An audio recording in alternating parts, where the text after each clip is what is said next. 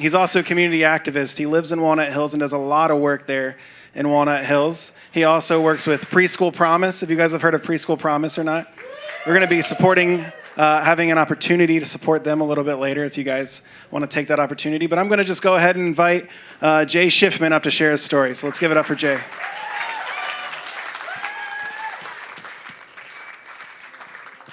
Thank you, buddy. Actually, real quick, can we give it up for Sean one more time? Nobody up here ever gives it up for Sean. So that was very accurate. We've had a couple of mandates, and I feel very lucky to call Sean a friend. If you ever really want a great time to have someone think about something in a way that you may not, sit down with Sean. He's a great thinker like that. Another thing you might not know about Sean is he's actually the greatest salesman I know. He kind of understated how much it took for me to get up here. I said no the first 3 or 4 times, and I finally realized that the reason I was saying no was because I was afraid, and that's never a good reason not to do something. So I texted him, I said, hey, ask me one more time. And he did, and here I am. But once I accepted, I actually had to go back and start thinking about how I was going to tell this story, because it's about a tough part of my life. I knew what I wanted to talk about, but I didn't know how I wanted to approach it. So I started jotting some notes, and it was okay, and I did a different direction, and that was okay, and I did a third one, and I actually gave that speech to someone. I wanted to try it and see how that went, and it was good, but it wasn't from the heart, and that's what these Cincy stories are, is they're supposed to be from the heart. But what was interesting about doing that was that it really showed me where my mind was when it comes to this story. And what was so crazy to me was that this story doesn't have a beginning and it doesn't have an end. But there is one moment that all 3 of those different trials towards writing this had in common. And that was the moment that I really identify as when I hit rock bottom. And that moment was January 2nd, 2010, in a town called Johnstown, Pennsylvania. And if you're from Johnstown, if your grandmother lives there, I'm sorry, it's the worst town in America. If you're from Johnstown, come up to me afterwards, I'll buy you a beer. I'm sorry, but you don't want to find yourself in Johnstown. So I was in Johnstown because I was driving cross country. And I actually started in the Berkshires, and I was driving to a small town outside of Sedona, Arizona called Cornville. The only town with less to do in it than Cornville is Johnstown, Pennsylvania. And along the way, I went to New York to stay with a friend the first day, New Year's Day of 2010. And not 20 minutes over the bridge, I got T-boned by a cab, and it completely bent the rear driver's side wheel of my car inwards. So I was driving on 3 wheels. Now, I know that the natural reaction to that is not a big deal. Put it in a garage, get it fixed. Waiting patiently for things is not a virtue that I have. So I set out the next day for Cincinnati in a car with 3 wheels. If you've never made this trek, it's the hilliest place in this entire region.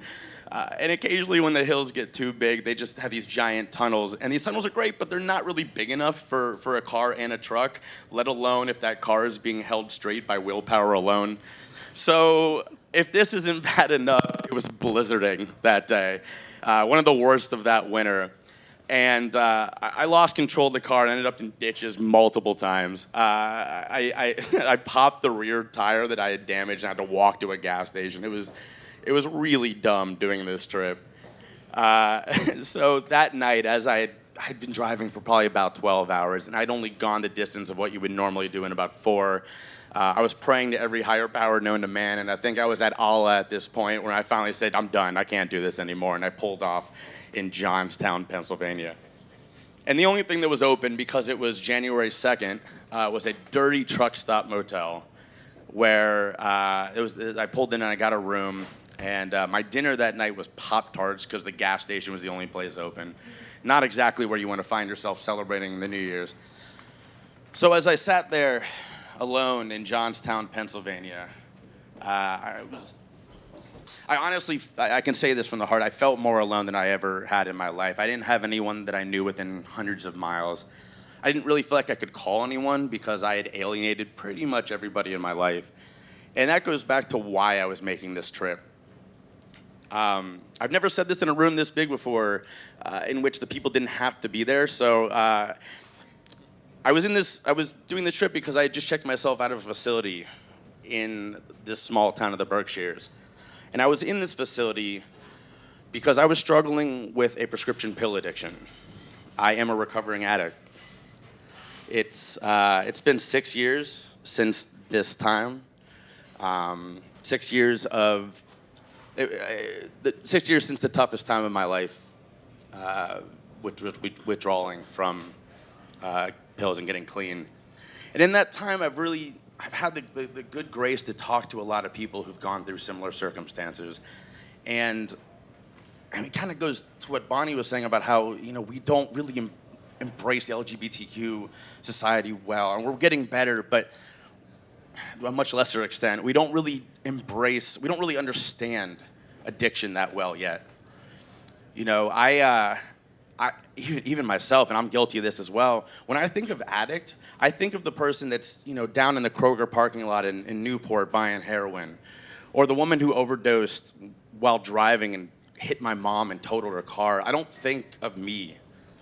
I grew up in a family with 2 parents that loved me, 3 younger brothers who really looked up to me, one of whom is here tonight.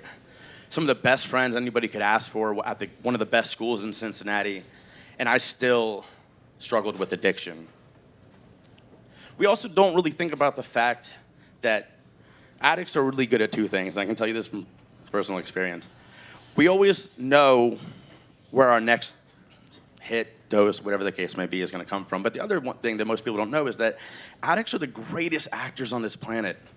I was struggling with addiction for so long, and so few people knew how bad off I really was.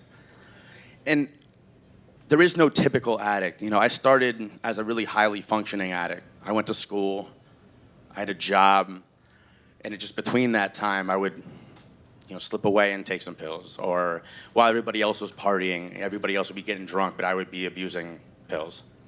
And it slowly went down this progression to the point where I didn't have a job. I didn't go to school. I spent all day sitting on my couch because I really couldn't do anything else.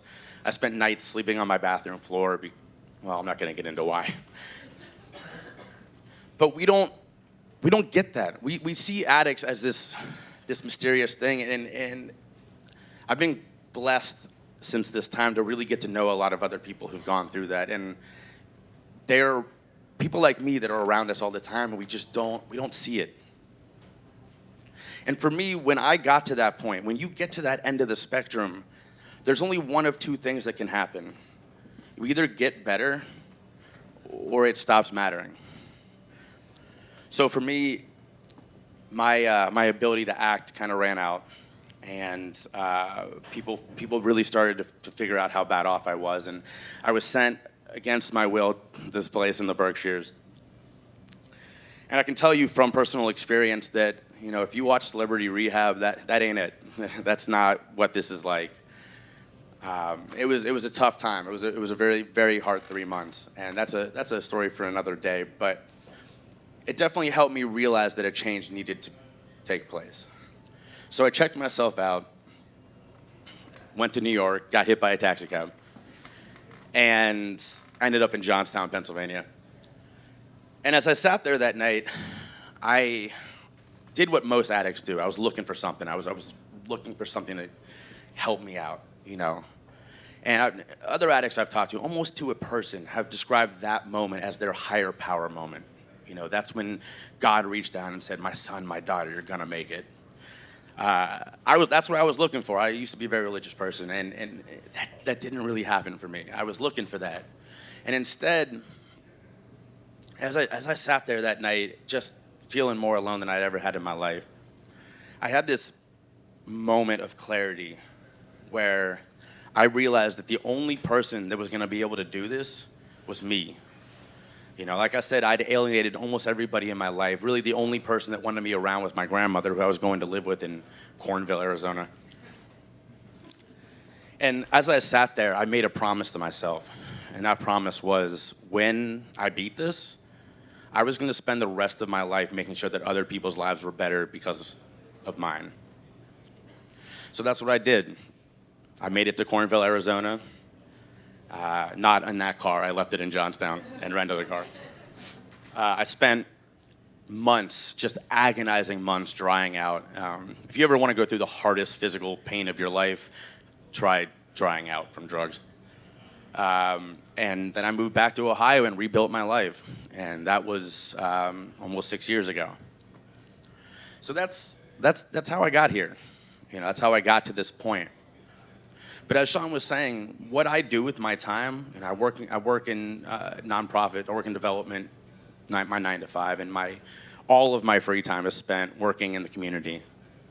And I do that because there's really like 2 quotes that I think of that motivate me to do what I do. And I'm sorry, I'm going to be that guy who quotes Nietzsche, so just prepare for that. I know there's that one hipster in the back going, yes, my moment.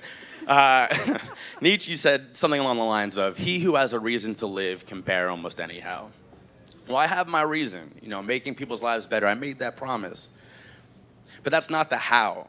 The how is a quote from Don Shula, which I think goes hand in hand. Nietzsche, a great philosopher, Don Shula, a football coach, really, really go well together. He said, I don't know much, but I know that you win with good people. And I think that's appropriate. And those 2 together are why I do what I do and why I spend all of my time in the community. Because I wake up every day and I feel so lucky to get to work with some of the most amazing organizations in Cincinnati.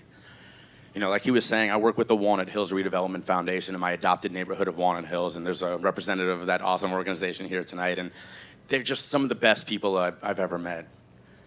And I work with the Sedamsville Community Development Corporation, a neighborhood on the west side that Cincinnati has completely forgotten. In fact, I know that for a fact, that I think there's 2 people in this room who know where Sedamsville is. 3, there we go, we got 3, so that's awesome. Some of the best people I get to work with are on the board of the Sedamsville Community Development Corporation.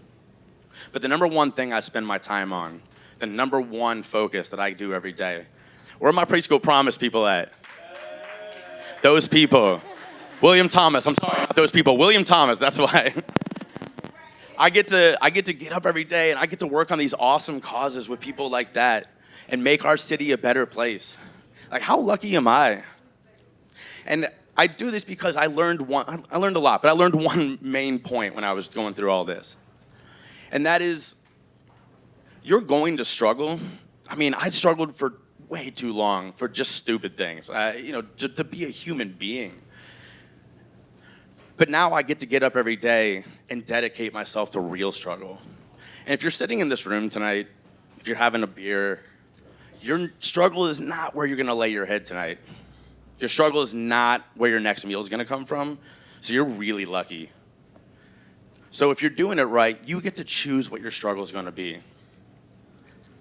So if I can leave you with one point, let it be this. Choose your struggle. Maybe it's coming up and talking to William or I after this and figuring out how you can help with the preschool promise, because that's a good one. Or maybe it's just being a good grandson to your grandparents. I know I call my grandmother every Friday because without her, I wouldn't be standing here. And I owe her more than I can ever repay her.